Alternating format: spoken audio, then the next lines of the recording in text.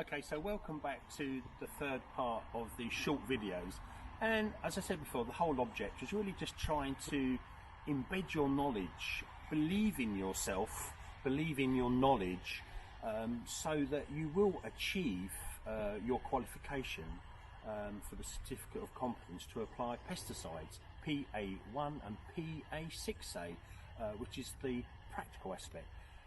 We are talking about risk assessments, and I know that you are fully aware of what goes into completing a risk assessment. It's about identifying hazards, and the risks involved in applying pesticides.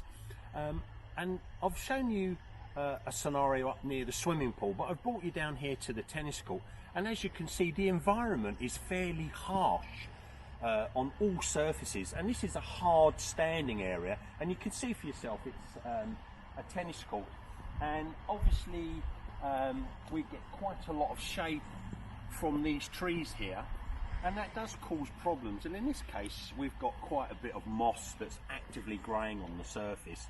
I showed you a product earlier that would control and kill moss, and it is for that particular product. You can use it on hard surfaces, or you can actually use it on turf as well. I just wanted to show you this scenario because to be able to complete a risk assessment, the product label has all the information that you need. And so prior to starting a risk assessment, you will know what product that you're going to use, and in this case it's going to be for the application of moss control. And so you've chosen your product and you know that that product is approved. You can then set about completing your risk assessment, because that product label will give you all the controls that you need to use.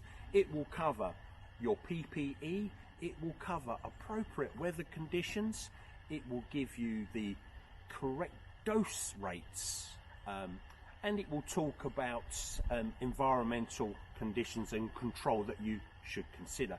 Again, here we're fairly open, and so we get a lot of wind coming in from my left hand side, and so we've got to think about things like drift and contamination. And so the risk assessment is the ideal way of actually eliminating any problems. So again, a second scenario, but as you can see here, we have got actually a bit of a problem with moss, and so we actually need to do this. When you're applying various products, I want to make sure that you are aware, and you should be aware of nozzle sizes. I would use a knapsack sprayer to apply a treatment to this area. And again, the product label would give you all the information that you need. And it will give you information on nozzle and sizes of nozzles, because some things are applied more as a drench rather than a spray.